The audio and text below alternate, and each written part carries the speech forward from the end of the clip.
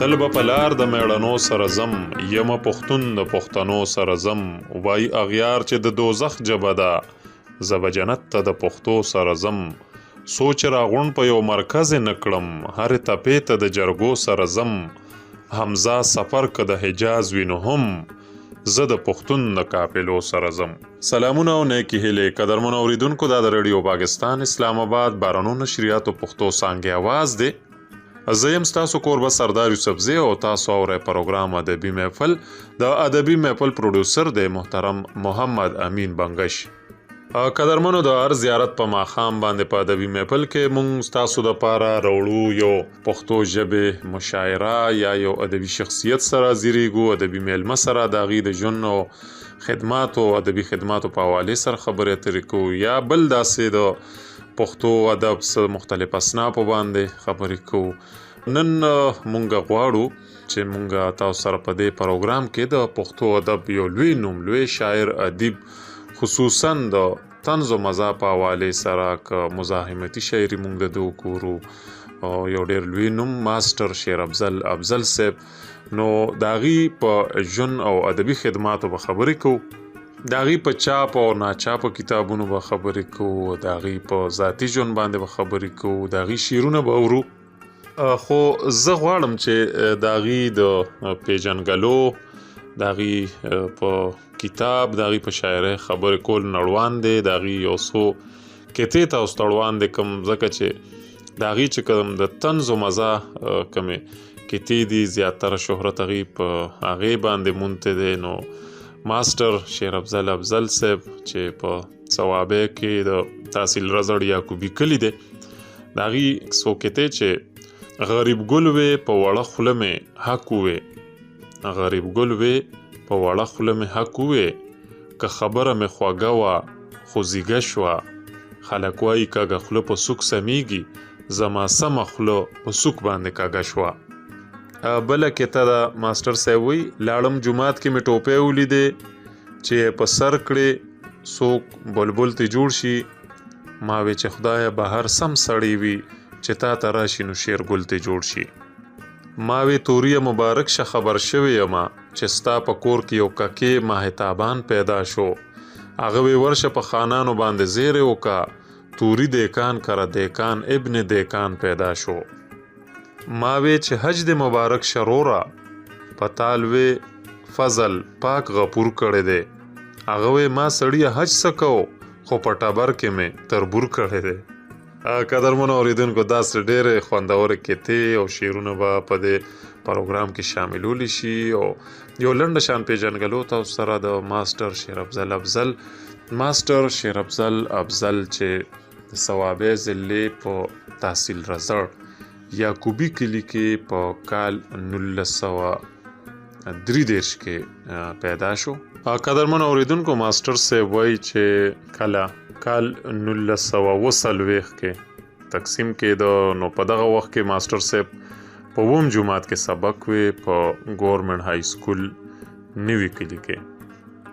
په نوي کلی کې دی ته د پښتو ادب ډېر لوی نمونه دي، شیر محمد مینوش صاحب او عبدالغفران بیکس صاحب. دغه دواړه شخصیات د ماسټر صاحب استادان پاتې شوي. ماسټر صاحب وایي چې زه په اووم جماعت کې وم چې شیر محمد مینوش صاحب په نوي کلي په ګورنمنټ های سکول نوي کلي کې زه د ټول سکول د بزم ادب مشر وټاکلم. په هغه وخت کې به په سکولونو کې بزم ادب و، دغسې په هفته کې به یو پروګرام کېده. نو ماسټر صاحب خپل ادبي ژوند آغاز د اووم جماعت نه کړو، د نوي کلي په ګورنمنټ های سکول کې د بزم ادب مشر و. دی به دغه ځای کې پروګرامونه جوړول په سکول کې دننه، او چې کوم نور د دې ملګریو سټوډنټانو طالب علمانو، نو هغې به ټول را جمع کول او دغه د ادب په حوالې سره به پروګرامونه کېده، او شیر محمد مینوش بابا د دې روزنه پالنه او ادبي لارښودنه کوله. ماسټر صاحب د 10م او بیا 12م نه پس چې کوم دی نو هغې د تعلیم محکمې ته راغلی، استاد شو، او بیا دی چې کوم دی نو پېښور یونیورسټۍ نه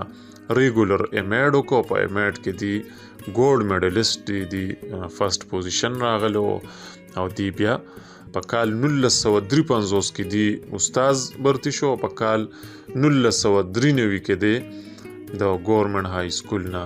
د پرنسپل په چوکۍ باندې ریټایرمنټ واغسته. قدرمن اوریدونکو څنګه چې ما د وړاندې نه وی چې ماسټر شیر افضل صاحب ته د شیر محمد مینوش صاحب او د عبدالغفران بیکس صاحب پرنګ د پښتو ادب لوی استادان الله ورکړي او د هغې په لاسو کې د تربیت شوی دی. د هغې نه پس ماسټر صاحب وی چې ما د خپل وخت چې څومره لوی شاعران ادیبان دي هغې سره ناستې کړي دي، خصوصا اجمل خټک صاحب سره ډیر زیات نږدې پاتې شوی دی. د هغې نه پس دی بیا د طنز و مزاح په حوالې سره شهرت موندی او ډیر زیات. نو په دی وی چې په هغه ورځو کې حمدالله جان بسمل صاحب چې کوم دی د ریډیو پاکستان چې کوم پروګرامونه به د هغې ډېر زیات شهرت او ګلدسته نومې پروګرام د ټوکو ټکالو پروګرام و، هغې کې به دې ګډون کوو او د هغې د دې انټرویو به کېدې، د دې خبرې اترې به نشر کېدې. بیا د دغې نه وروستو عبدالله جان ماموم صاحب چې کوم دی نو هغې د ټي وي پروګرام آغوش ګلستان پروګرام کې دی میلمانه کړو. بیا دی دغسې ټي وي ته لاړه. نو دی د ریډیو د ټي وي نه د دې شاعري نشر شوه. دی هلته کې ادبي پروګرامونو کې ناستې وکړې. په اخبارونو رسالو کې د دې کلامونه چاپ کېدل شروع شو. د اجمل خټک یو خبره ماته را یادېږي، ناسې خو ډېرو مشرانو شاعرانو ادیبانو لیکلي دي د ماسټر صاحب په حوالې سره. په کال 2004 کې په صوابه رزړ تولاندې کلي کې یو پروګرام شوی و د ماسټر صاحب په درناوي کې د ډاکټر یاسین اقبال یوسفزي صاحب دی په حجره کې صوابه ادبي تړون طلا محمد شباب صاحب او نورو ملګرو را جوړ کړو چې په هغې کې ماسټر شیر افضل ته اعترافي شیلډ ایوارډ ورکړی شو د اجمل خټک بابا په لاسو باندې. نو زال ته موجود وم، ما ته د اجمل بابا دا خبر را یادېږي چې هغې ودرېدل. نو هغې آغاز د دې نه کړو چې کمې خبرې یا کم نظمونه ما د غیرت په چغه کې لیکلي دي. نو هغه فکر هغه شاعري چې کوم دی نو ماسټر شیر افضل په طنز و مزاح کې کړې ده. د ساده باده وینا په نوم باندې د ماسټر شیر افضل صاحب یو کتاب چاپ دی. په اصل کې دا کتابونه دي او کتابونه دا چې دې کتاب برخې دي. نو په هغې کې چې کوم دی نو اول برخه چې کوم دی نو کیمیا په نوم باندې دا ځان له یو کتاب دی کې مذهبي او دینی شاعري ده. دویمه برخه خواږه دردونه دا روماني شاعري ده، د کې روماني غزلې نظمونه شامل دي. دا ځان له یو کتاب برابر مواد دي. بیا دریمه حصه چې کوم دی په خندا جړه طنز و مزاح ده، کومې کیتې دي دي او یا داسې نظمونه دي د طنز و مزاح، نو هغه په دې کې شامل دي. څلورمه برخه چې کوم دی د خیال موجونه ساهو نظمونه او دا په مختلفو موضوعاتو باندې لیک دي. پنځمه حصه چې کوم دی غشي او ټکي کیتې دي. دا د ماسټر صاحب چې کوم مشهور کیتې دي ډیر زیات شهرت دی مونته دی، نو هغه په دې برخه کې کیتې شامل دي. دغسې شپږمه حصه چې کوم دی نو زاړه یادونه انفرادي نظمونه. په دې برخه کې ماسټر صاحب حضرت امام حسین رضی الله تعالی عنہ، حضرت کاکا صاحب او رحمان بابا، خوشحال بابا، اجمل خټک، عبدالله استاد نوخار او دغسې ملک زمرد خان، فهیم سرحدي او عبدالغفران بیکس او عالمگیر په مرګ، محمد ادریس خان، حاجی مکرم خان او دغسې نور مختلفو موضوعاتو باندې په انفرادي شخصیاتو باندې دا نظمونه په دې برخه کې شامل دي. قدرمنو اوریدونکو چې کومه اومه برخه ده د ماسټر صاحب د کتاب نه، هغه نشتر و مرهم اردو شاعري ده. په اردو شاعرۍ کې دا پوره یو کتاب برابر مواد دي او دې کې مختلف نظمونه دي او غزلې دي او ماسټر صاحب چې کوم دی نو په اردو کې هم ډېره ښه شاعري کړې. په دې کې ماډرن لیلا، اقبا حیا خاتون، 17 روزہ جهاد پاکستان، فرزند ملت، پشاور یونیورسٹی اور کالج آف ایجوکیشن، معمار قوم کا ترانہ، پټانو کا دیس، یوم تکبیر، دا په دې موضوعاتو باندې نظمونه شامل دي. قدرمنو اوریدونکو، د ریډیو پاکستان اسلام آباد بارانو نشریات پښتو څانګې آواز د تاسو ادبي محفل کې نن اورېده پښتو ادب ډېر لوی نوم لوی شاعر ادیب ماسټر شیر افضل افضل صاحب په حوالې سره. د ماسټر شیر افضل افضل صاحب ډېر زیات ناچاپه مواد پراته دي او دغه یو کتاب ساده باده وینا په نوم باندې چاپ دی چې د کتاب وی برخې دی وی سی دی او دا په اصل کې د وو کتابونه را یو ځای کړي شوي دي. او ما څنګه چې ذکر وکړو د دې په اړه عیسی باندې ما بحث وکړو. په وړومبي ځل باندې دا په کال 2003 کې چاپ شو، په دویم ځل باندې دا په کال 2014 کې دا کتاب چاپ شوی دی. ماسټر صاحب په خپل کتاب کې خپل شاعرۍ باره کې لیکي چې اگر چې زه د طنز و مزاح لپاره مشهور یم، خو ما ساهو شاعري هم کړې ده او روماني هم، خو زما دا قسم شاعري چا نه ده اورېدلې. که دا شاعري پټه پاتې شي نو ښه به نه وي، ځکه ما دې کتاب کې د طنز و مزاح نه علاوه ساهو شاعري هم شامله کړې ده. دا کتاب په حقیقت کې د ډیرو کتابونو خلاصه ده، ځکه یې اووه برخې دي. د ماسټر صاحب په کتاب باندې اجمل بابا او دغسې د پښتو ادب بل لوی شاعر محمد اقبال صاحب، دغسې د رزړو صوابه نامتو شاعر د پښتو ادب منلې، طلا محمد شباب صاحب او دغسې د یعقوبی کرم ستار یعقوبی صاحب په دې کتاب باندې لیکونه کړي دي. اجمل بابا لیکي د ماسټر شیر افضل افضل صاحب په حوالې سره چې زه ماسټر شیر افضل خان د یعقوبی د سن کال 1950 نه پیژنم چې د شعر او ادب فطري ملکي احساسات او جذبات یې د ذوق او شوق غزونې کولې او په دې بنیاد ما سره تعلق پیدا شو. دا دومره وخت هم غم دوران کې نښتې و، خو د غم جانان ولوله هم په ذهن سوره وه. دې ولولو د وخت یو ممتاز شاعر د خپل فن طنز و مزاح په خوند رنګ کې په معاشره او استحصالي نظام جوړ نکاد او د خپل خورې وطن معاشرې او پښتون ننګ په خپل اولس کې داسې مثالي منفرد شخصیت کړو چې څوک اشعار ووري یا اولولي نو په خوږه یوسفزۍ ژبه د فن مثالي خوند رنګ محسوس کړي. خدای بخلې محمد اقبال صاحب د ماسټر شیر افضل په حق لوي چې ماسټر شیر افضل زمانه ډیر مشر دی، خو د هغه او زما ملګرتیا لکه د همزولو دا او زه د پښتو خبره د پوندو نه پیژنم. غمازګر او ضمیر خرڅ خلک یې ډیر بدی شي. د پښتو د میدان جنگ دومره نرس پای دی چې د چانه سترګه نسوځي. ښاغلی طلا محمد شباب صاحب د ماسټر شیر افضل صاحب په کتاب کې لیکي د محترم افضل صاحب د شاعرۍ جاج چې مونږ اخلو نو مونږ ورته یو ترقی پسند شاعر ویلی شو او هغه هم ځان ته یو مسلمان ترقی پسند شاعر وای. که زه دا وایم چې په ګړ د پښتونخوا کې د ماسټر شیر افضل صاحب ثاني نشته نو دا به بې ځایه نه وي او هغه ته د طنز و مزاح بابا ویل د هغه حق دی. افضل صاحب افضل دی او شاعري هم افضل ده، ځکه هغه یو مینناک او انسان دوسته فنکار دی.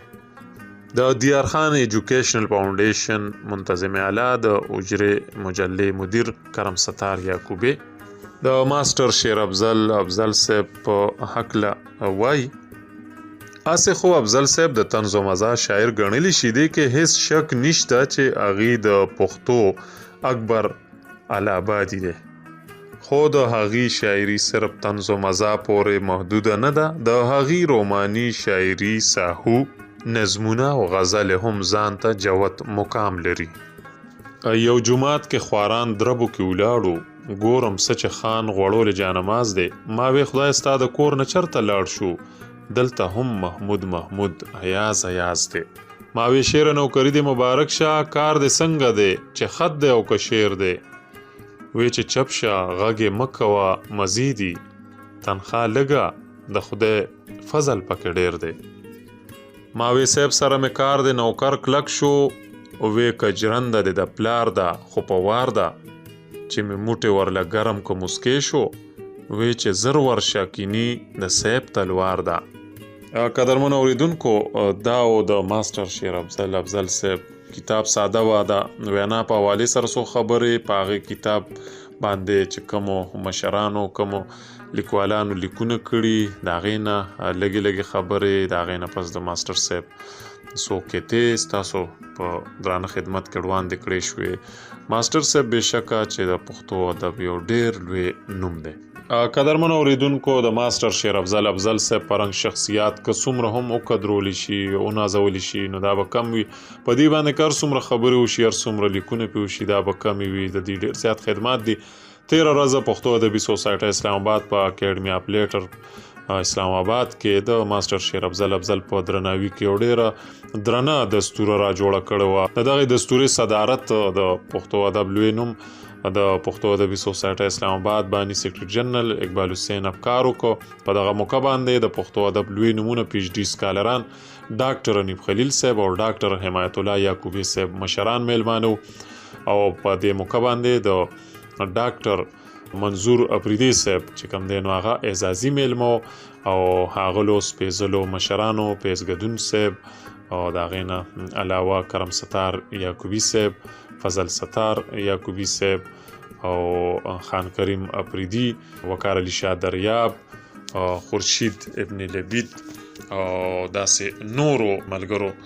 ماسټر شیر افضل صاحب ته پرزونې وړاندې کړې د پروګرام نظامت چې کومونو هغه سردار یوسفزي ترسره کړو او په دې موقع باندې نوید شاه د ثواب مانیری څوک چې